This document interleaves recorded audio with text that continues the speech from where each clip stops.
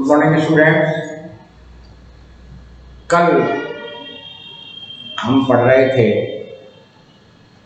Perfect continuous tense,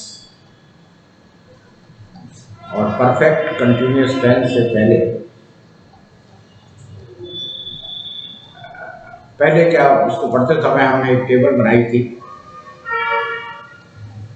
उसमें मैं 2 minute में रिपीट कर रहा हूँ सारा का सारा, जिससे कि मैच हो जाए।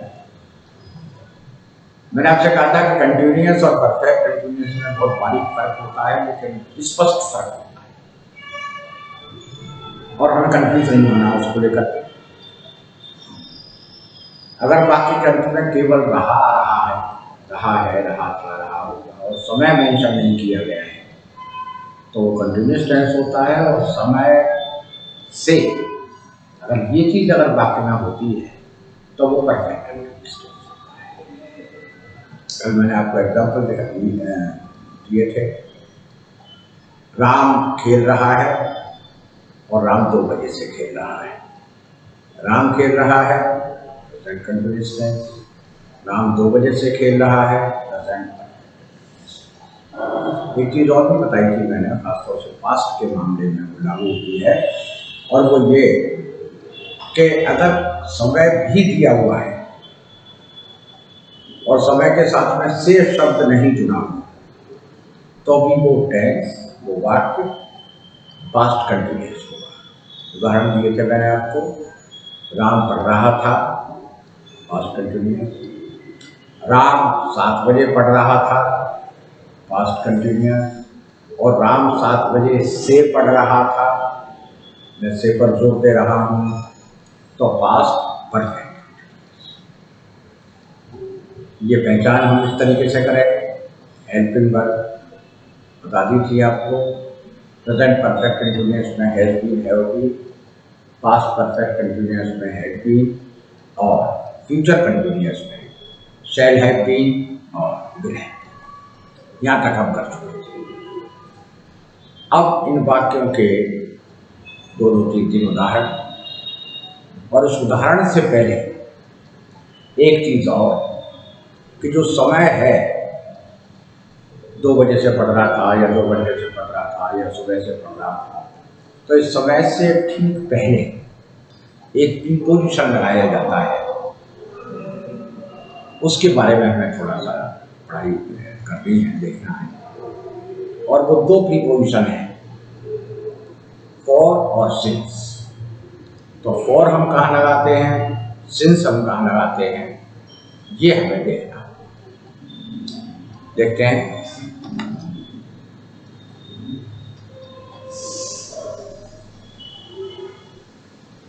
सिंस और फॉर। सिंस और फॉर के बारे में आप में से बहुत सारे बच्चे, अधिकांश बच्चे जानते भी होंगे। फिर भी जो कि अपन शुरू से किसी चीज को ले रहे हैं तो हमारा फर्ज बनता है कि हम उसे क्लियर कर लें, स्पष्ट कर लें, और अगर कोई कंफ्यूजन है तो उसको दूर कर लें। देखिए, समय जब दिया होता है किसी वाक्य में तो 2 तरीके से समय दिया जा सकता है। एक तो समय दिया जा सकता है जब हम कहें कि कोई भी काम शुरू करो, काम के शुरू होने का समय। उदाहरण के लिए, जैसे मैं 2 बजे से पढ़ रहा हूं, काम हो रहा है इसमें पढ़ने का। पढ़ना कब शुरू हुआ, तो हमें इस प्रश्न का उत्तर मिल गया कि पढ़ना कब शुरू हुआ है। अर्थात दूसरे शब्दों में हम इसे कहें तो किसी भी काम को शुरू होने का समय या शुरू करने का समय।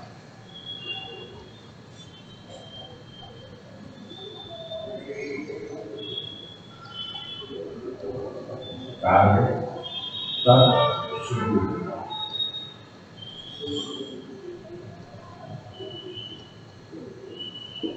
अगर हम ये प्रश्न करेंगे अपने वाक्य में, और अगर इस प्रश्न का हमको उत्तर मिल जाता है सही, तो हमारा काम खत्म हो गया। इसको हम ये भी कह सकते हैं कार्य शुरू होने का समय। यही बात है।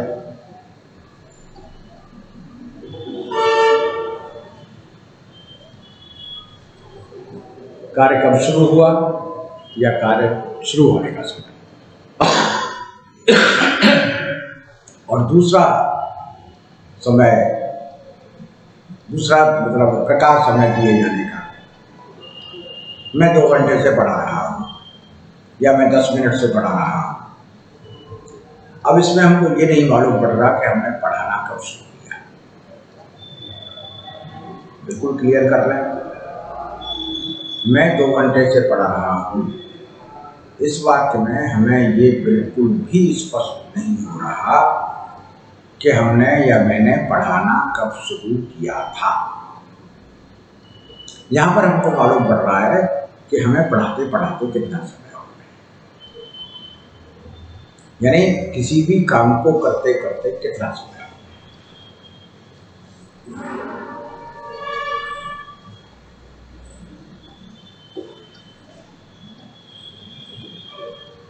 कार्य होते होते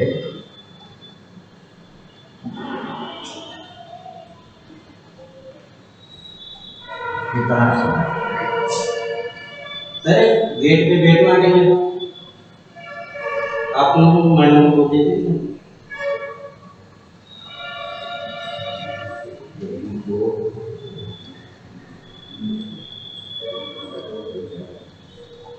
ऐसे ही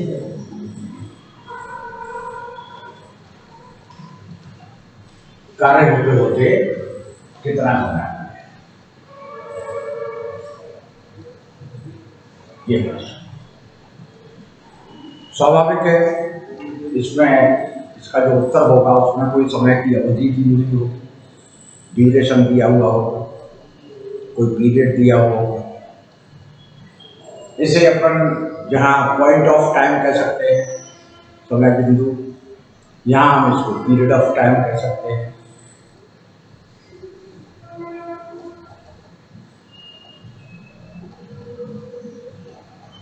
पॉइंट ऑफ टाइम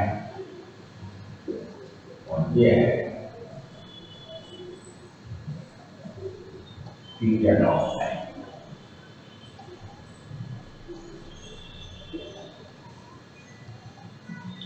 इन दोनों चीजों में कोई भी वाक्य अगर हमारे सामने ऐसा आता है तो हमें ये दोनों प्रश्न करके देखते हैं। कभी कभी क्या होता है कि जब हम कोई एक प्रश्न करते हैं तो हमें ऐसा लगता है इसका उत्तर है, जबकि एक्चुअली उसका उत्तर उस प्रश्न का नहीं होता उसमें।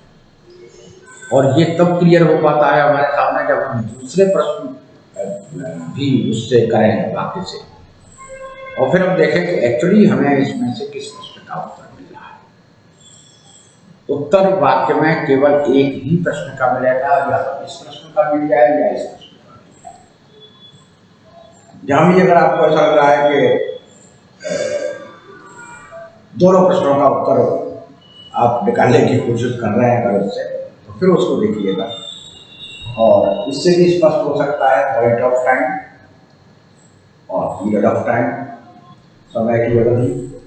और एक और तरीका हो सकता है, आप जानते हैं कि समय की जो अवधि है उसको, इसका मतलब है समय, और समय की कोई इकाई होती है यूनिट ऑफ टाइम, समय की कोई इकाई होती है। और समय की इकाई अगर हम विज्ञान के हिसाब से चले तो सेकंड से शुरू हो जाती है। बातचीत में, व्यवहार में सेकंड कम आते हैं, लेकिन मिनट तो आता ही आता है। भाई मैं इस काम को 10 मिनट से कर रहा हूँ, तो सबसे छोटी इकाई सेकंड, मिनट, घंटा, दिन, सप्ताह, महीना, साल, और साल से भी अगर कोई बड़ा है तो युग। तो इस प्रकार से कोई भी इकाई समय के साथ दी होती है। इस जब हमें पीरियड ऑफ टाइम दिया हुआ होता है तो उस पीरियड ऑफ टाइम के बाद कोई न कोई समय की इकाई अनिवार्य रूप से होती है।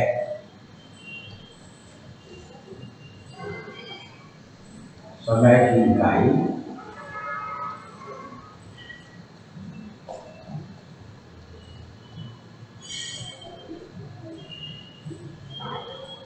दी हुई होगी। जो तीन चीजें हो गई, आप किसी भी तरीके से इस चीज को समझ लें, उसको पहचान। अभी हम वाक्य देखेंगे। अब ये जो हमने पूरा बोर्ड भर दिया, ये लिखा, ये क्यों लिखा?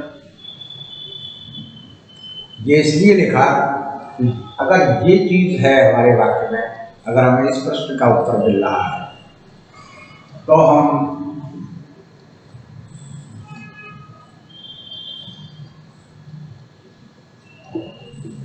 सिंस का प्रयोग करते हैं। अगर काम को शुरू होने का समय दिया हुआ है हमारे वाक्य में, तो हम उस वाक्य में सिंस का प्रयोग करेंगे। और अगर ये स्थिति है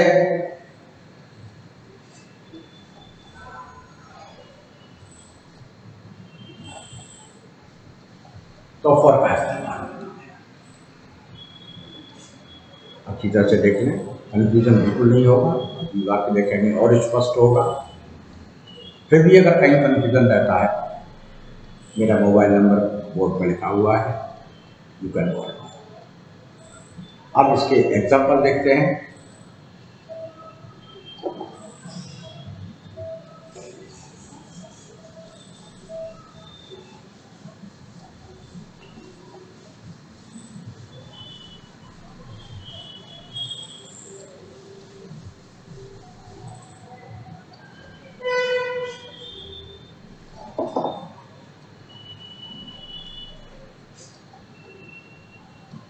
राम 2 घंटे से पढ़ रहा है। राम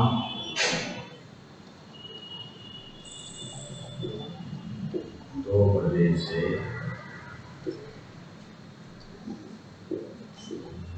पढ़ रहा है। 2 घंटे से और 2 बजे से। 2 वाक्य हैं, 2 वाक्यों का जो समय है वो अलग अलग प्रकार से दिया हुआ है। अब जब हम इस वाक्य की अंग्रेजी बनाएंगे तो अप्रत्यक्ष रूप से हम सेंस फॉर तो सीख ही रहे हैं। जो हमने टेंस के नियम पढ़े हैं, हेल्पिंग वर्ब वगैरह, उसका इस्तेमाल भी करके देखिए। राम 2 घंटे से पढ़ रहा है, सब्जेक्ट राम।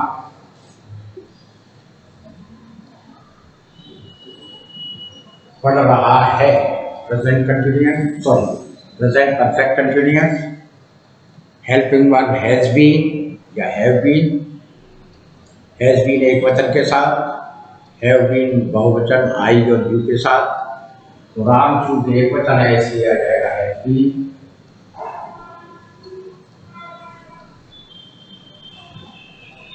मेन वर्ब पढ़ना, रीड, और मेन वर्ब में ये आईएनजी इस टेंस में, रीडिंग। अब बचा हमारे पास में 2 घंटे से। अब हमें वही दोनों प्रश्न जो हमारे सामने थे, काम कब शुरू हुआ, क्या ये वाक्य इस प्रश्न का उत्तर दे रहा है, और दूसरा प्रश्न, काम होते होते कितना समय हो गया, क्या हमें ये बात इस प्रश्न का उत्तर दे रहा है। ये दोनों प्रश्न हमने किए, काम कब शुरू हुआ और काम होते होते कितना समय हो गया। तो हम पाएंगे कि जो दूसरा प्रश्न है कि काम होते होते कितना समय हो गया, इस प्रश्न का उत्तर इस वाक्य में मिल रहा है 2 घंटे।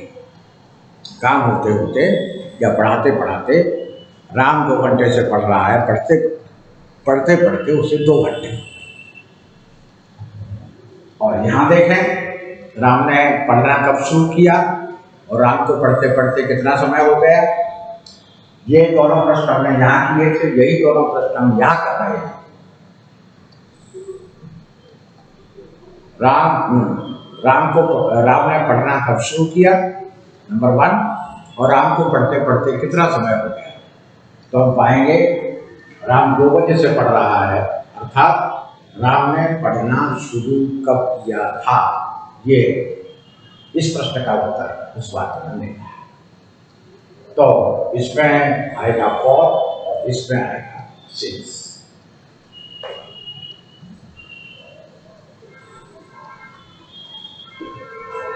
फॉर हुआ और यहाँ बाकी का वैसा ही रहेगा। Ram has been reading since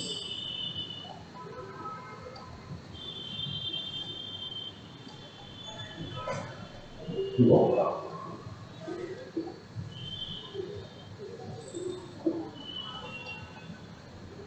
ये है सिंस और फॉर के बीच का फर्क। ये बिल्कुल अपने दिमाग में इस बात को स्पष्ट कर लें कि किस प्रकार से समय हमको वाक्य में दिया हुआ है।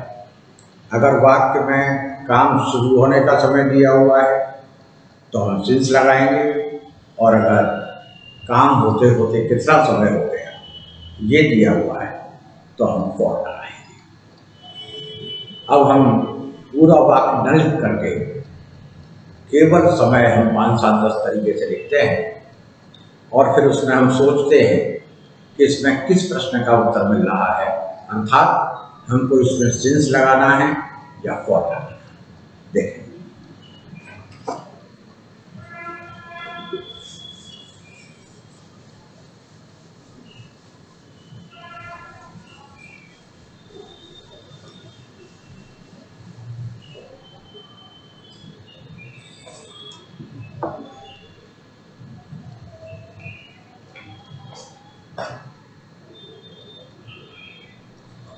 कई दिन से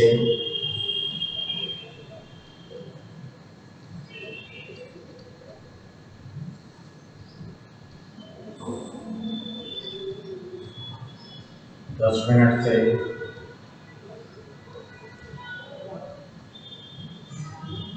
4 साल से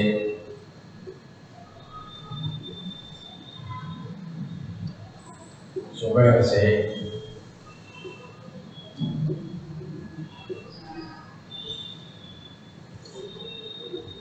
रविवार से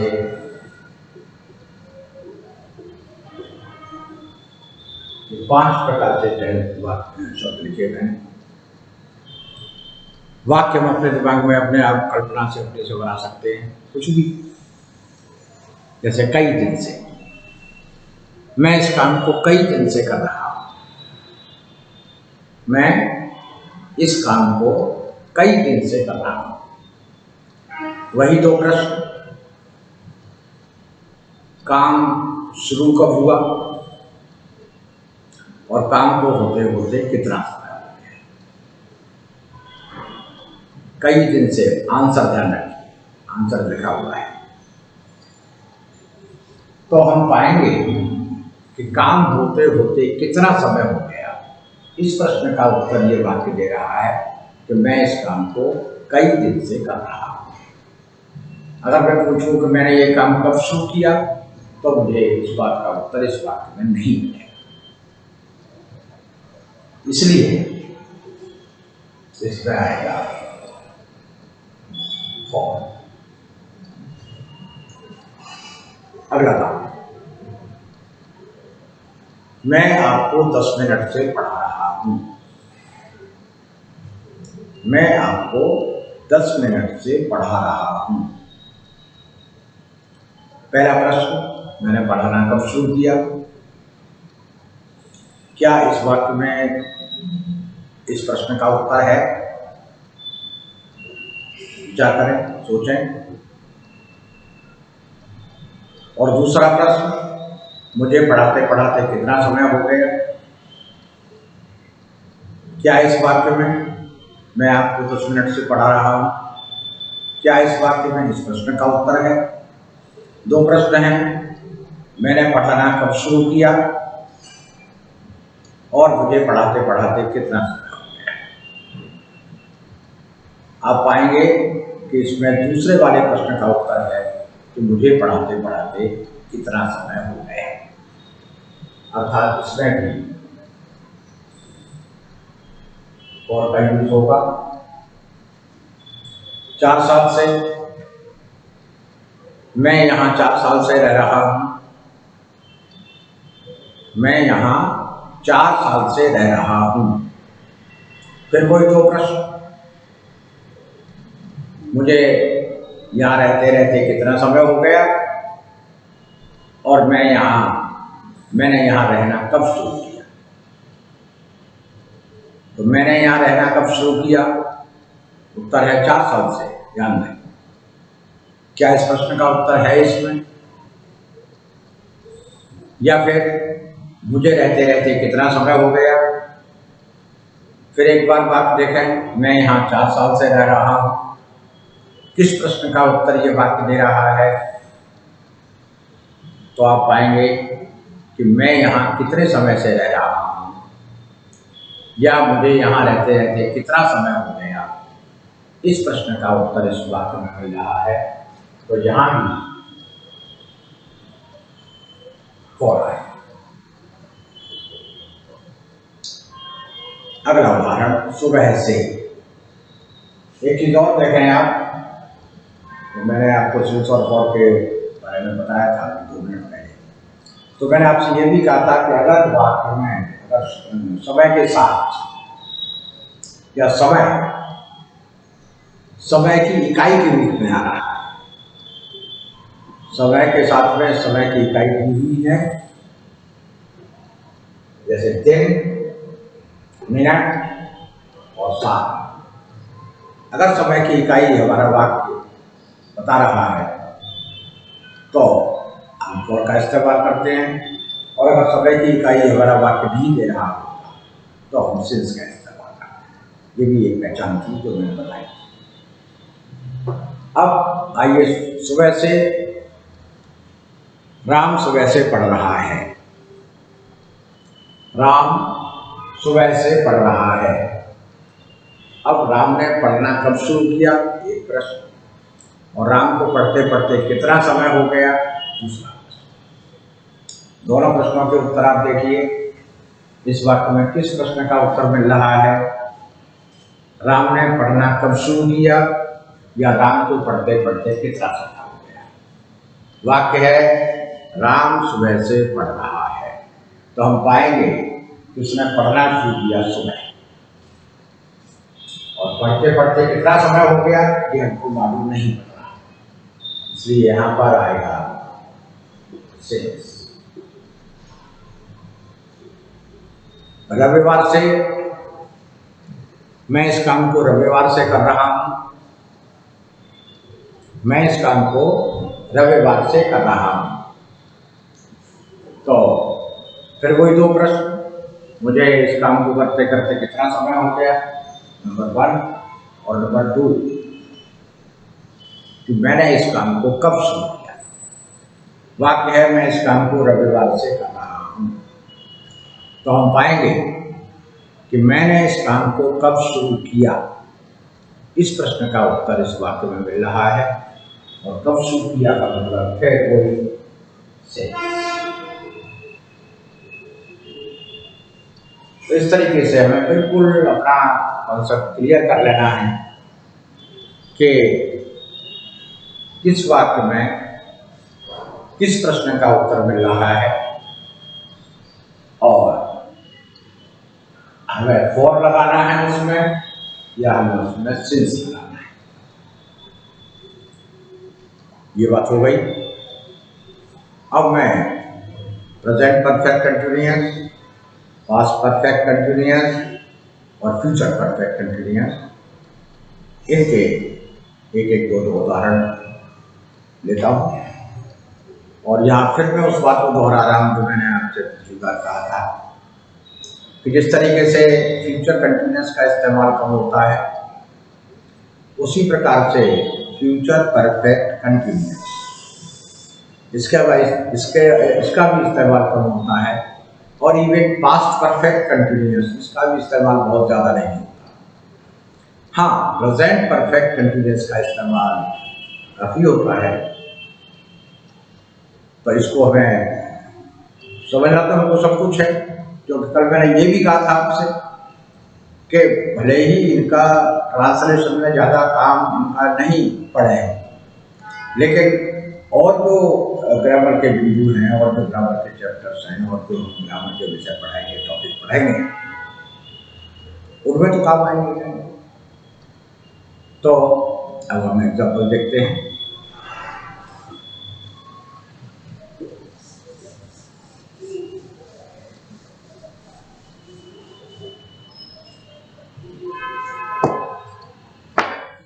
प्रेजेंट कंटिन्यूअस के सेंटेंस अभी हम देख चुके थे, जिसमें हमने सिंस फॉर का यूज किया था।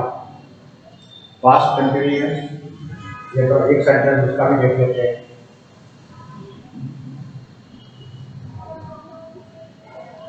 वे सुबह से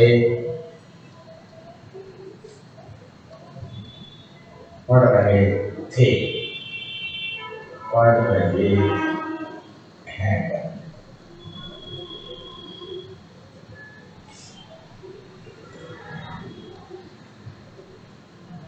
हम 4 साल से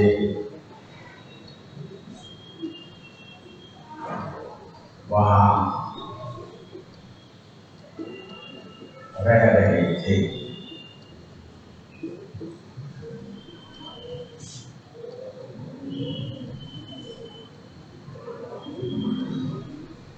वह 2 घंटे से सो रहा होगा।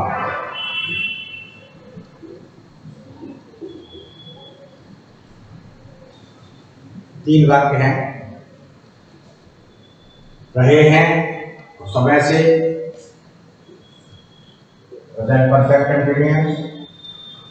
रहे थे और समय से, पास्ट परफेक्ट कंटिन्यूअस।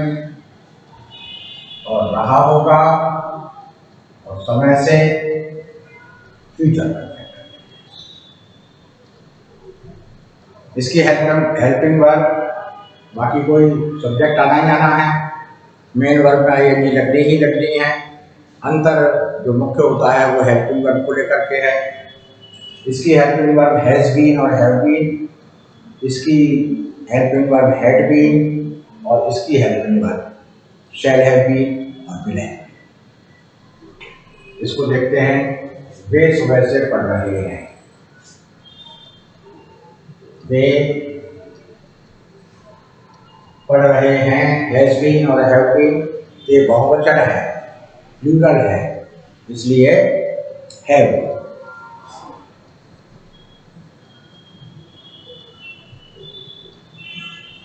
पढ़ना, रीडिंग, सुबह से।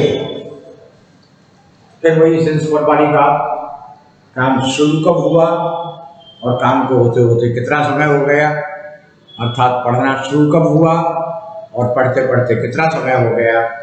तो हमें मालूम पड़ेगा कि पढ़ना कब शुरू हुआ। इस बात का उत्तर हमारा इस बात से मिल रहा है। और सिंस मॉर्निंग,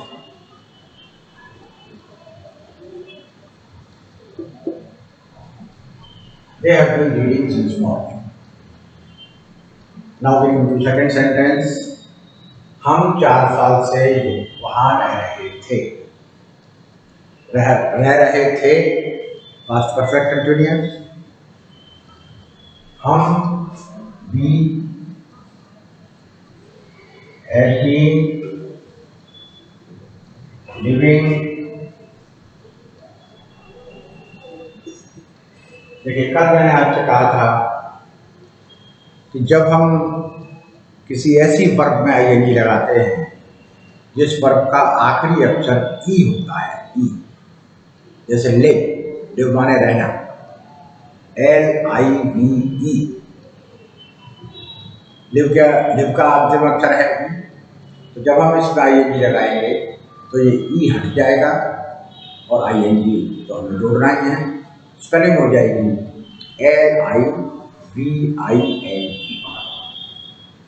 LIVING लिविंग। एक शब्द दूसरा हो रहा है वहाँ। यहाँ और वहाँ की अंग्रेजी आप जानते होंगे। यहाँ here HERE और वहाँ there THERE। इन शब्दों को हम अभी थोड़ी देर में कहीं लिख लेंगे। अभी मैं इसका यूज कर रहा हूँ।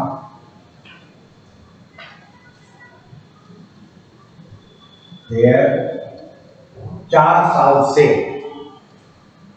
काम शुरू कब हुआ नहीं मालूम पड़ रहा। काम होते होते कितना समय हो गया? 4 साल। 4 years।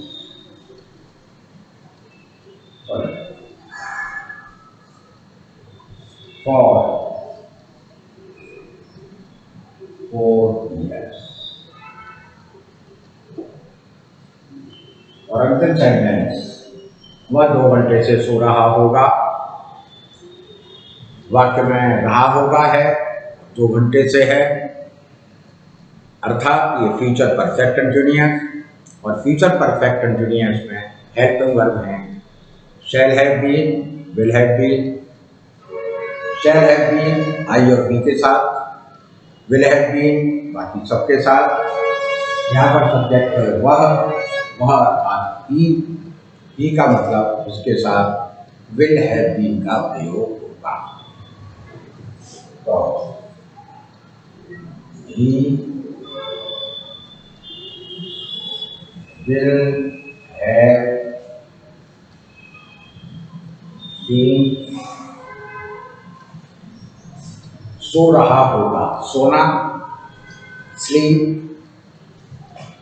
SLEEP।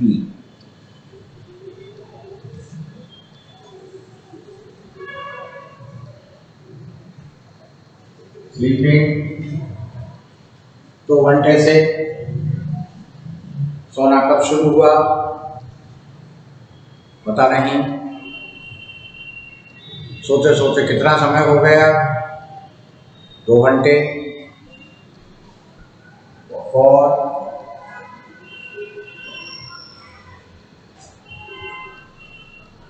2 hours।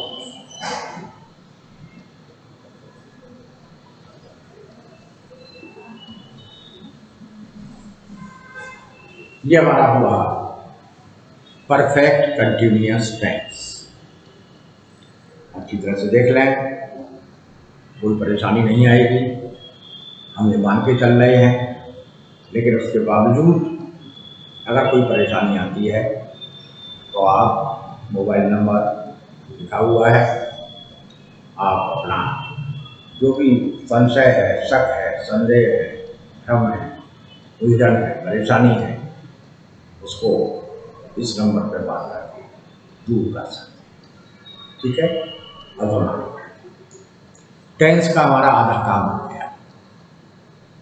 6 टेंस हो गए, कुल मिलाकर के 12 टेंस। आज हम इसके अगले 3 टेंस और करने की कोशिश करते हैं, और वो टेंस है परफेक्ट।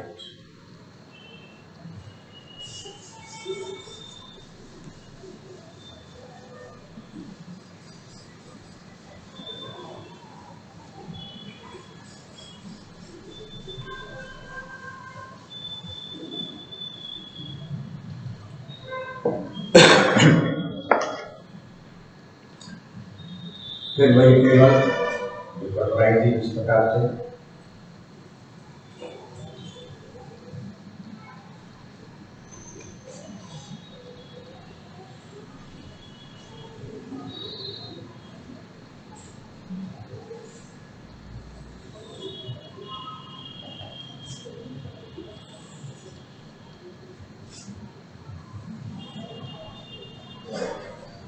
टेंस पहचान, हेल्पिंग वर्ब और नहीं मारा। टेंस ले रहे हैं हम परफेक्ट।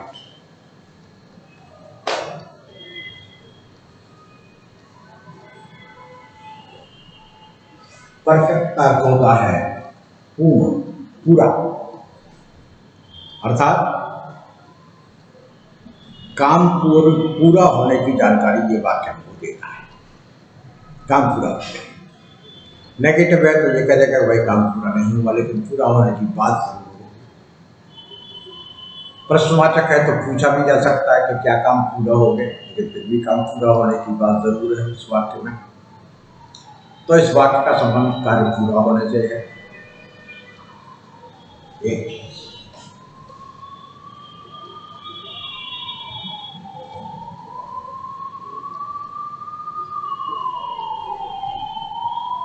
इसके वही 3 प्रकार, प्रेजेंट परफेक्ट,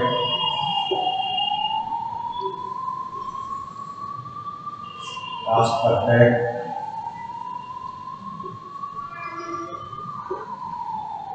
और फ्यूचर।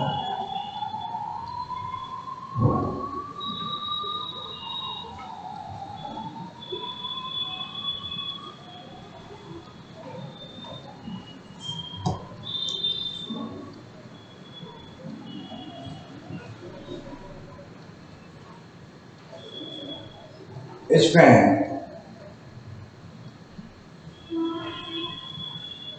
अभी